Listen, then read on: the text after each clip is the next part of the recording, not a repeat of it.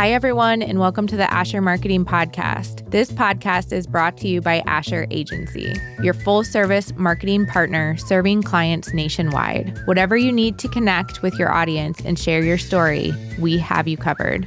To learn more, visit asheragency.com. My guest is Emily Land. Emily, how you doing? I'm good. How are you? I'm doing great. Thank you so much for doing this. This is not your first time on the podcast, but it's the first time that we're going to talk about you. Yes, that's true. she chortled us at that idea.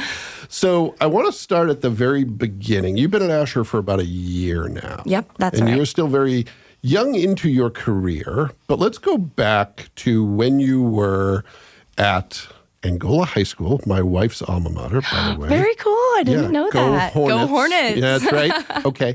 What were you thinking about career-wise, and where did you go from there? And then where did you pivot, if you pivoted at all? Yeah. So young Emily, high school Emily, was all over the place. Mm-hmm. I really didn't know what I wanted to do. Yeah. Most high schoolers, even who think they know what they want to do. Yes. Yeah. And much to my parents' frustration, I wanted to do this and then I wanted to do this. I was all over the place. But I thought I wanted to maybe go to law school. Mm-hmm. So that was on my mind for a while. Mm-hmm. And then my junior year, my best friend and I started a jewelry company. And it was super low key. And then it kind of took off a little bit. Oh, wow. It was called EK Stamp Jewelry. My best friend in the world and I started it. Her name began with a K. Yes, Kayla. Right. See, Emily and Kayla. See how I picked that up. And we had so much fun. And I'm like, I love the business world. Maybe I'll own my own business. Yeah. Start a boutique, do something like that. I loved the social media part of it. Mm-hmm. We did a lot of fun photo shoots. It was a really fun way to kind of dip my toe in the business world. Yeah. And my dad was like, why don't you major in marketing? Mm-hmm. You can go to school for marketing. And then if you want to go to law school, you have a business major, you can do that. Mm-hmm. But that's kind of how I ended up with a business major. Yeah. And then, from there, I ended up at Hillsdale College. Yeah. And you did a couple internships when you were there. Am I correct? Yes. Okay. So I ended up at Hillsdale College. I love my alma mater so much. I feel like the college really shaped me as a person and prepared me professionally. Yeah. I had an internship in Nashville, Tennessee at IO Studio. Mm-hmm. They are a similar size marketing firm to Asher. They actually just recently, like Asher, got their women-owned small business certification as well. Yep. And they're also a veteran-owned small business. But I loved that agency. They have a lot of government contracts with Tennessee. So I got to work on some social media projects for the World Series of Board Gaming, for Army and Navy National Guard. I didn't even know there was a World Series of Board Gaming. It was their first or second year, so it was very new. Okay. It was super fun. Yeah. Working there. Yeah.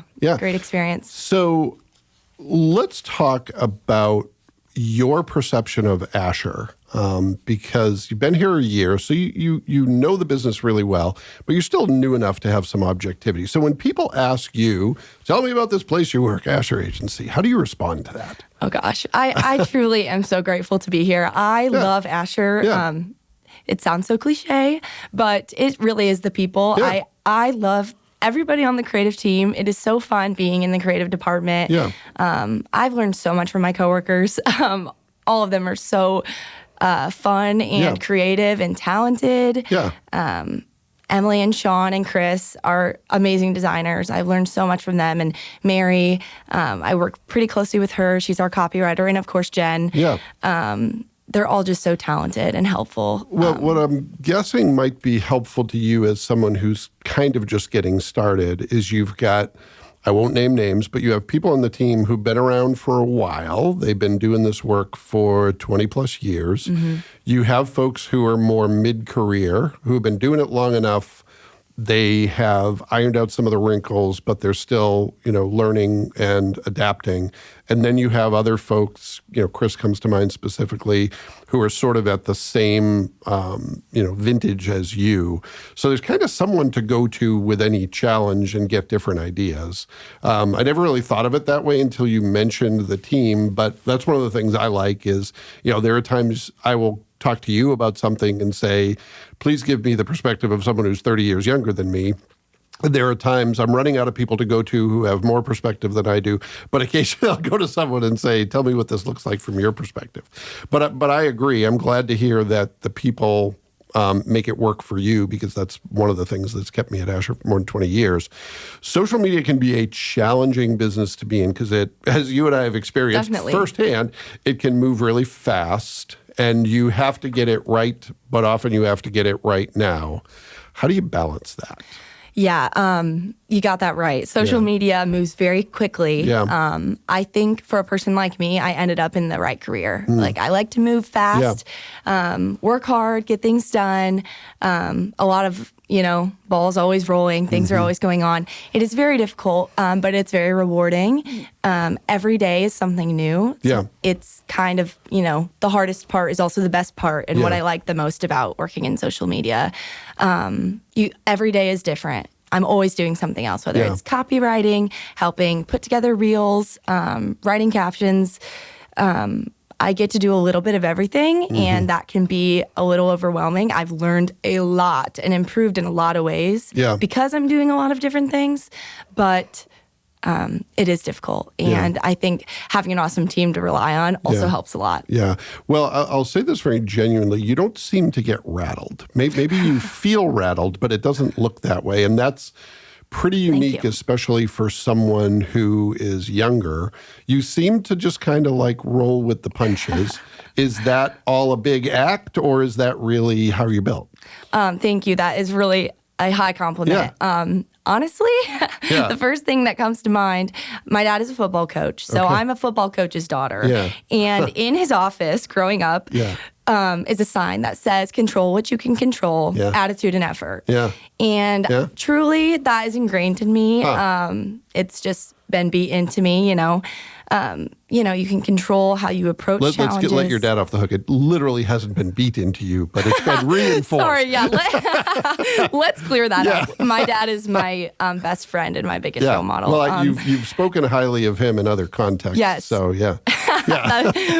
great clarification. Yeah, sure. I'm here to help. Yeah.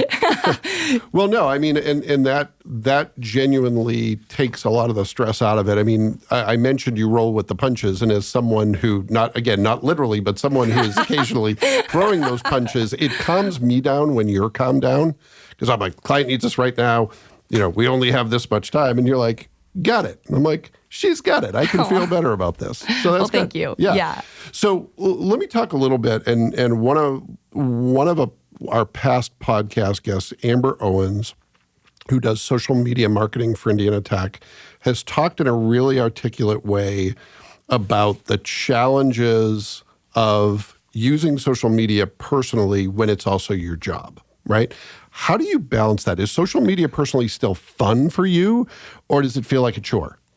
That is a great question. And that is a question I actually wrestled with towards the end of my college career. I had found myself in a lot of social media roles, and my resume was starting to become very social media heavy. And I'm like, is this something I want to pursue?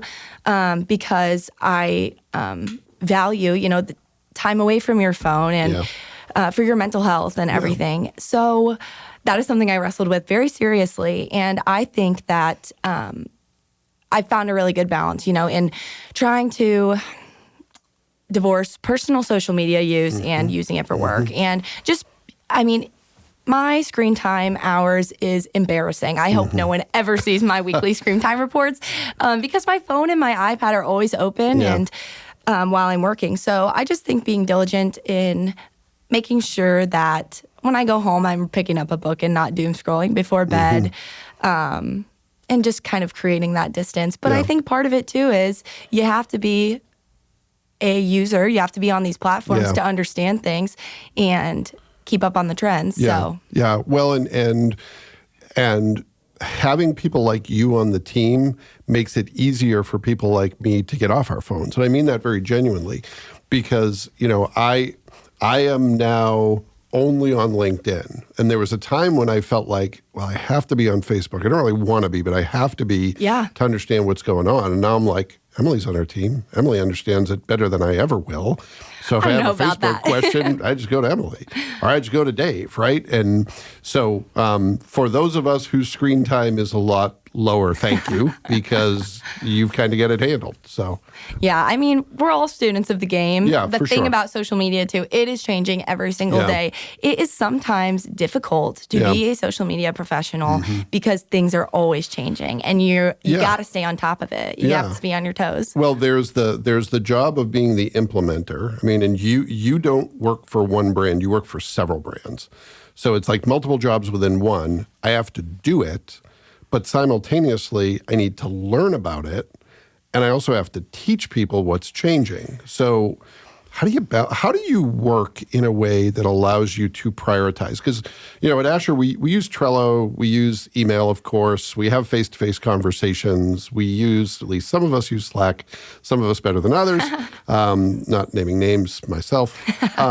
You've got all these tools, but what is your sort of tool to manage all the tools? How do you keep everything on track? I actually use the app Notability on my iPad to take notes. And within that app, you can search words, even if you have transcribed them. Yeah. So every single day, I'm rewriting my list. I'm starring things, highlighting things, just always making sure I'm very detailed in my note taking, have everything written down. Yeah. So I'm not dropping any balls. When you're busy, prioritizing things is what you need to do. Well, I'm glad to hear that because, I think so many times people think, okay, I'm using, like in your case, I'm using Sprout.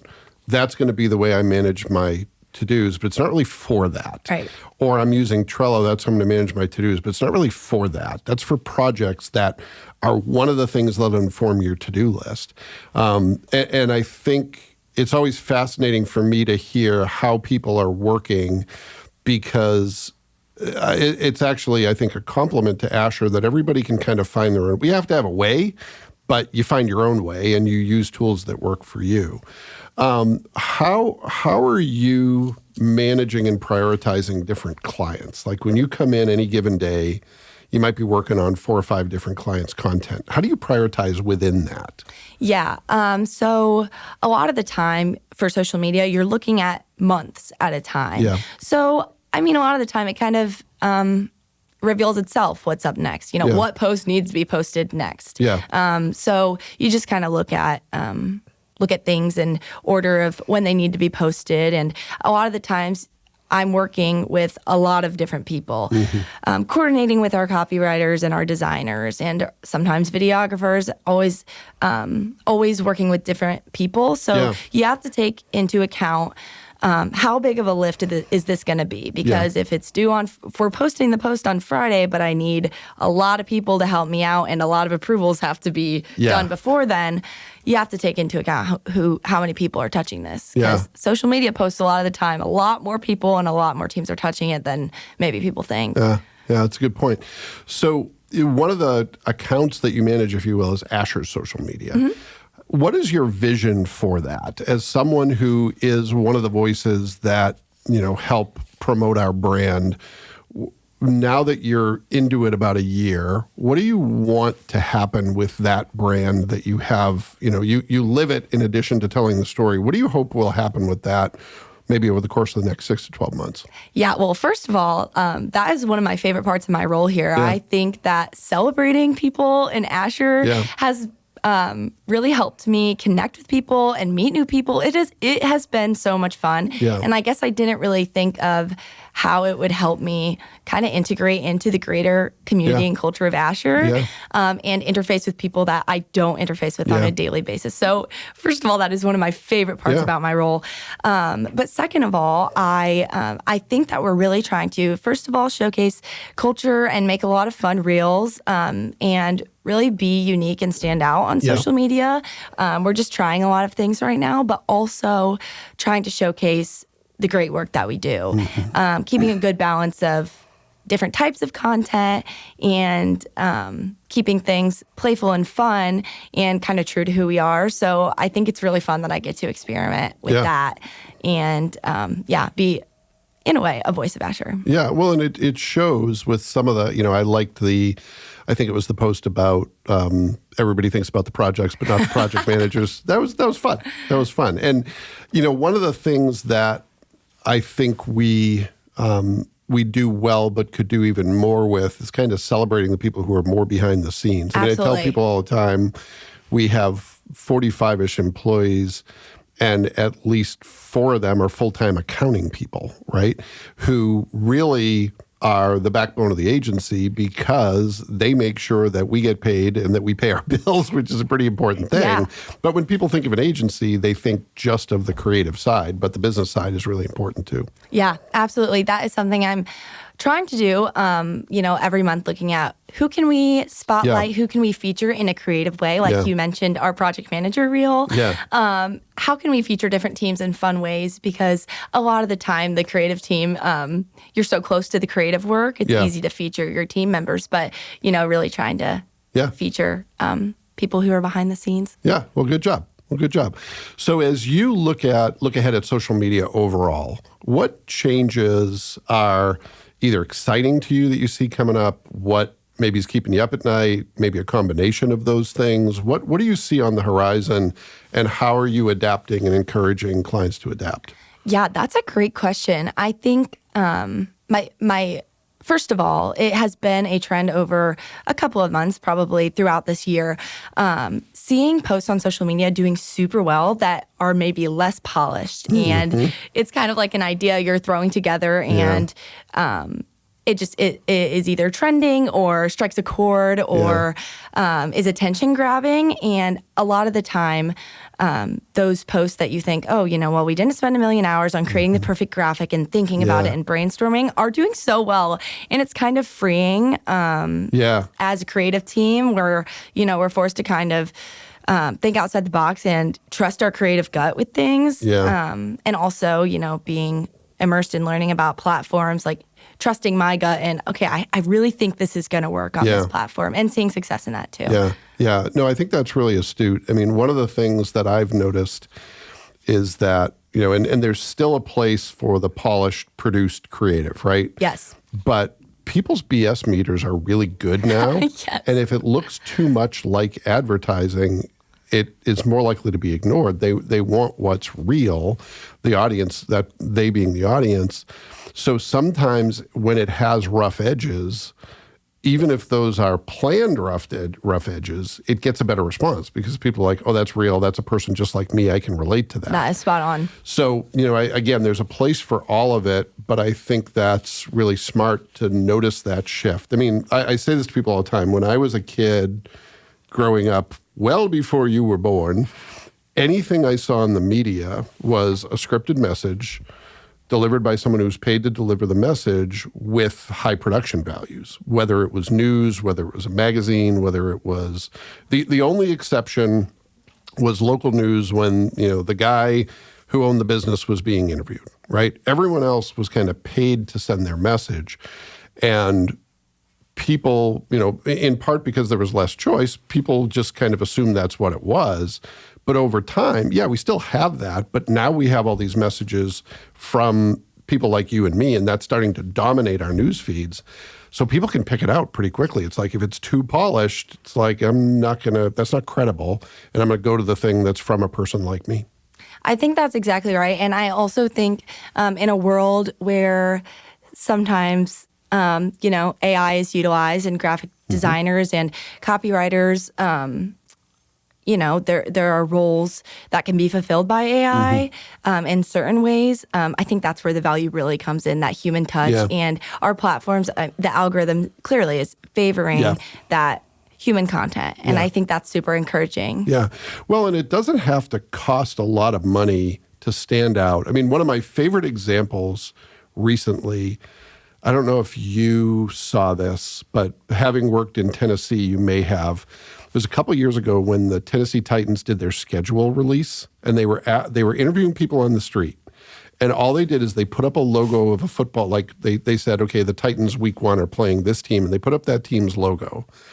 And they asked people on the street, like, who are we playing? And people got it wrong, like in hilarious ways. And they just ran with that. It wasn't super high production values. It was real people getting it wrong, but they were having fun. And it just blew up because it was so real and so many people could relate to it. We're taking a quick break from our episode to talk about something that can elevate your brand to new heights. digital marketing. With a team of creative minds and strategic thinkers, Asher specializes in everything from eye-catching ad campaigns to social media management and website design. Visit AsherAgency.com for more info. I just love that. Yeah. I think content like that is so much fun. We recently had a client that we were leaning on a meme trend, and the meme trend is kind of a little bit niche. So maybe half the audience would have seen it and half the audience wouldn't have. Yeah. And we were like, you know what? That's cool.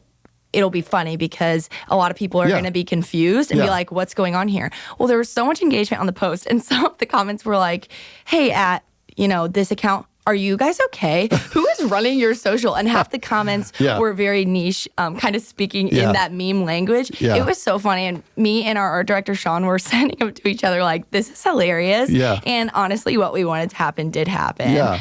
So it doesn't always have to be, everyone doesn't have to understand it. It can just be funny and out there. And there's a lot of value in allowing people to be in on the joke, right? It's kind of like with that schedule release thing. I think part of it was if I knew whose team the logo was, I could feel a little bit superior with the people who didn't know. Now, it doesn't mean anybody's superior to anyone, but it's funny in part because I feel better because I know what that is. Yeah. And the same is true with trends. It's like, I know what that trend is, so I am I'm a person who's in the know, and you get a second of dopamine rush from that, but it works. Yeah. How do you stay on top of all the memes and the trendy stuff? I've given up. exposed myself, as a 55-year-old person, I've given up. But how do you do? I've already exposed myself. My screen time is embarrassing. That's all there is to it. There's no any type of anything I'm using to source where these trends are coming from. I just am chronically online. Yeah. Okay. All right. So you young aspiring social media managers, give up all your free time and be online all the time. All right. Let's pivot to a few quick hit questions.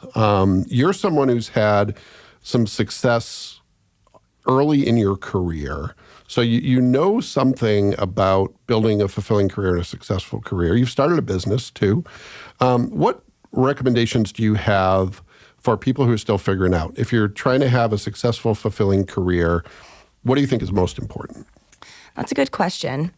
I think that a lot of the time you hear the advice, and I've certainly heard this advice from a lot of professionals and people,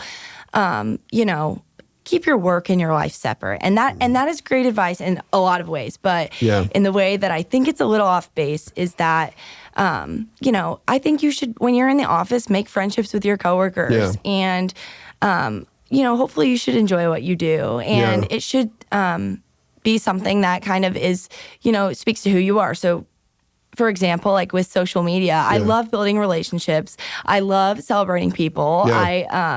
And I think it speaks to who I am in a way. And I think there's a part of me that is very closely integrated of who I am and how I am that really aligns with what I do. I'm not saying work should be your life. Work should not be your life. But don't divorce the two. No, I think that's really smart. And I think it's something that's changed. There was my job prior to Asher, I wore a suit and tie every day, and I felt like I wore a mask every day, right? I'm going to work. I have to be a serious person.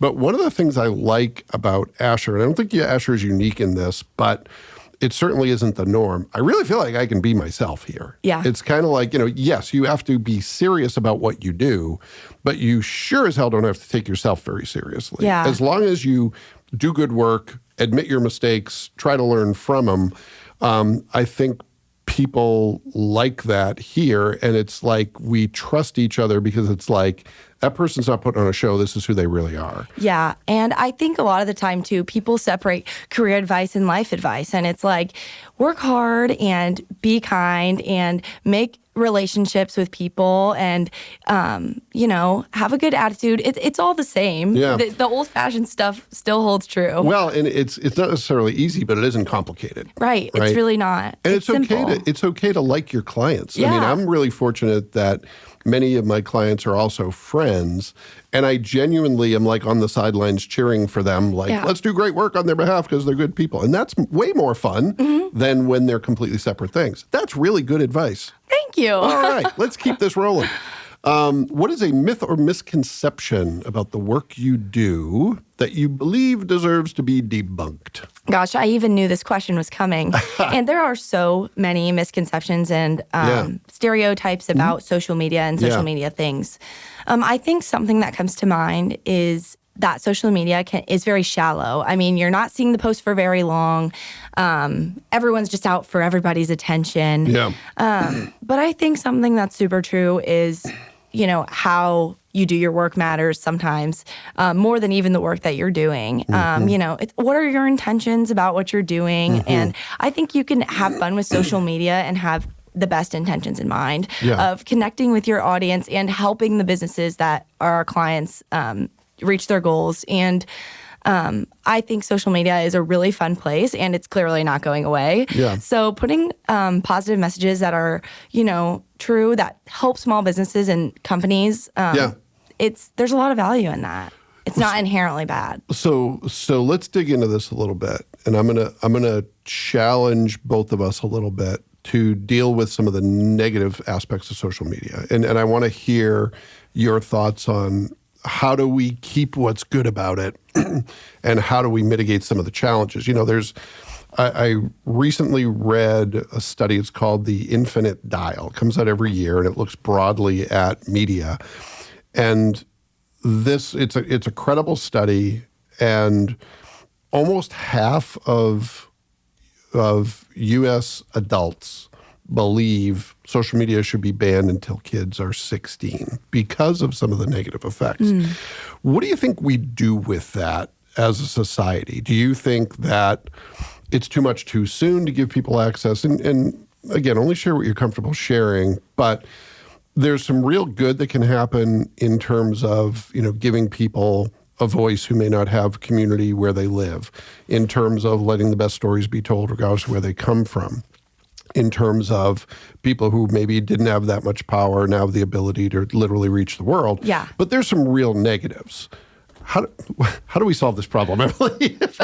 Well, first and foremost, as an aspiring mother, I think that it's really, really important to obviously be monitoring where your kids are at online. I think the internet can be a very scary and dangerous and suspicious place. So that is my disclaimer as a lover of the children of America.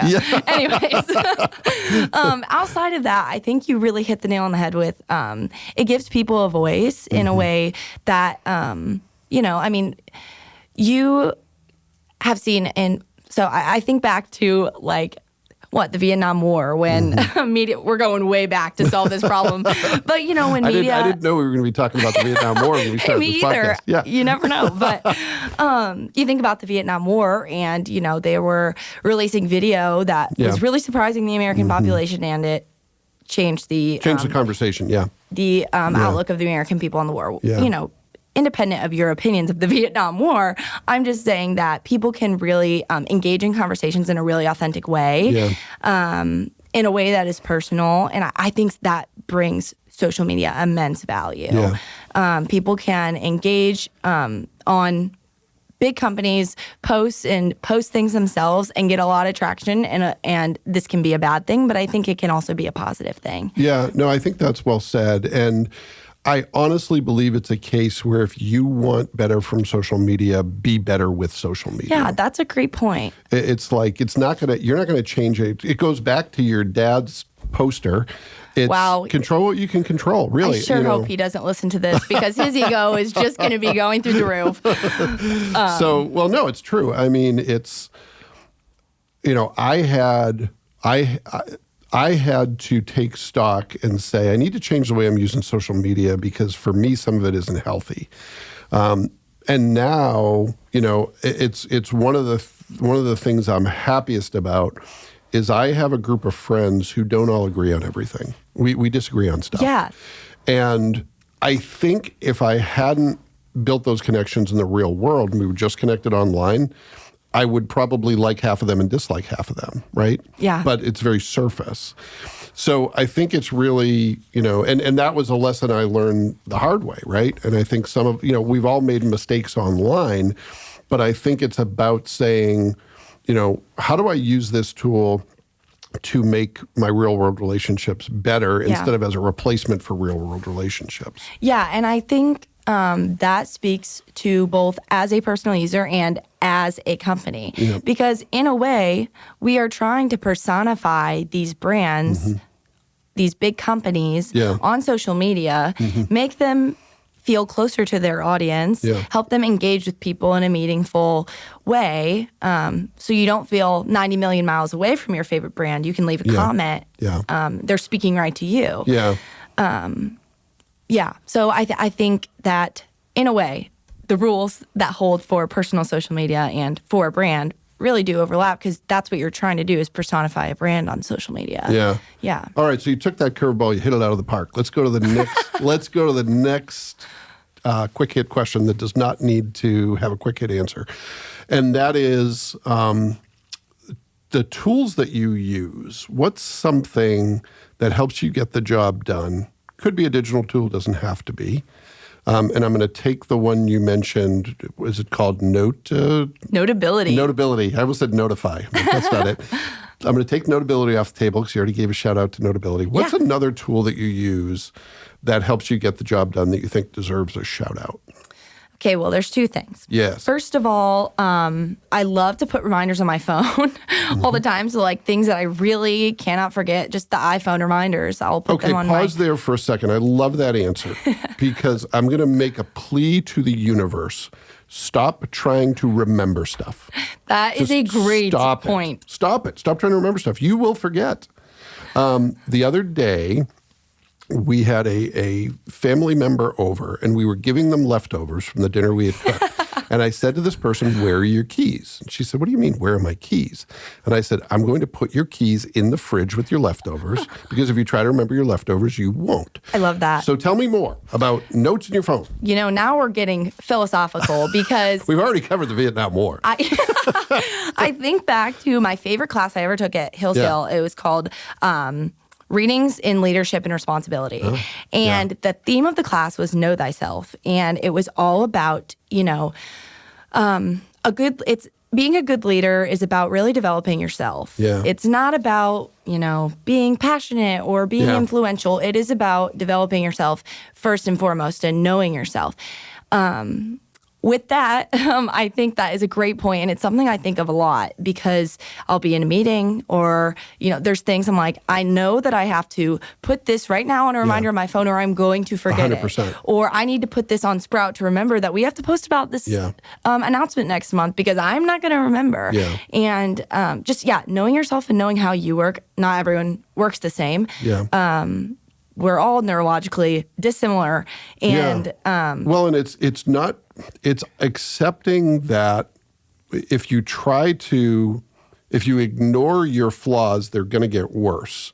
If you kind of embrace them and find workarounds. Absolutely. I mean, if you've seen my desk where there's never paper on it, almost never paper on it. It's remarkable. You have a very clean office. That is a absolute response to being ADHD. Because if I have 2 pieces of paper on my desk, I have 1,000, right? And it's admitting I'm really terrible at the details. So I need to have like Jenna on my team. I have to have Emily on my team who's good at the details, and I have to write stuff down. Or otherwise make sure that there is a prompt for me to remember the things I need to remember. That is so great. I think, I think I'm having, people. I think that is everyone. I think I'm having a revelation of my own. There's a lot of things that I do, like as little as I keep a little garbage can in my car because I know that if I don't, I'm just going to put it in the center console and it's going to get really messy. Things like that. I think that's such a good point. But those are the little things that drive people. I think there's a lot of psychic toll when you see that trash in the center console, and I'm using that as a metaphor. You see it every day, and you're like, well, I must be a terrible person because I keep trash in my car. It's like, don't do it then. Create a interruption, a positive interruption that solves that problem for you, right? And it's admitting defeat. It's saying, I have a terrible memory. I have to use the tools available to me to solve this problem. I love that. What's the other one? You had another one. Oh, my other one. This is not really, I guess, workflow related at all. But I am always going on walks, always finding little hour of blocks of time in my week where I can go take a workout class. I'm always getting my 7,000 to 10,000 steps a day. I'm super disciplined about that. And I think it goes beyond physical fitness for me. It is, you know, first of all, like longevity and health, but also really, really important for your mental health. And I am someone that believes strongly in the mind and body connection. And if I am not feeling like I am moving my body and getting out of my brain, I'm not performing. I'm not as creative. It sounds crazy, but it is so true. Yeah, and I support that 100%. And by the way, I failed to mention as part of your work at Asher, you are, is it appropriate to say, leading sort of a wellness initiative? Yes, Tell us a little bit about that. Yeah, so co-leading with Sarah. Who's also amazing and who has been here for like a minute. No, not a minute, but like a year. Our grandmas are best friends. Wow. Now, hang on. Hang on. So we have known of each other for a very long time. So, okay. So how are your grandma's best friends? Our grandmas have gone through school together since grade school. Really? Yeah. I had no idea. Our moms went to school together. Really? We are generationally Is Sarah friends. from Steuben County? No, she's from Fort Wayne. My family's all from Fort Wayne, too. Oh, We just moved up there when my dad went to Trine. Got it. Okay. Yeah. Wow, that was another really nice digression that I didn't expect we were going to go down. So you and Sarah's grandmas are friends. Okay. And we're friends as well. She's a great friend. Yeah, well, she's great. So the two of you are co-leading. Tell us about what you're co-leading. So it is the Asher Wellness Initiative. So we're just really trying to focus on, as an agency, it was one of Kara and Megan's goals for the year, just to focus on wellness and well-being. So not just physical health, but, you know, mental well-being. And I felt so excited about this because that is something I'm super passionate about. And that has taken many forms. So, you know, we've focused on, as an agency, little challenges of breathing and posture. You know, we have some more exciting challenges coming up, but that has been really fun. And I think just another one of those little ways I feel really grateful to just kind of be more ingrained in the Asher culture and interface with people I'm not always talking to. Well, and it's a way for, I mean, you and Sarah are proving leadership capability, even though your leadership role might not be there yet because of where you are in your career.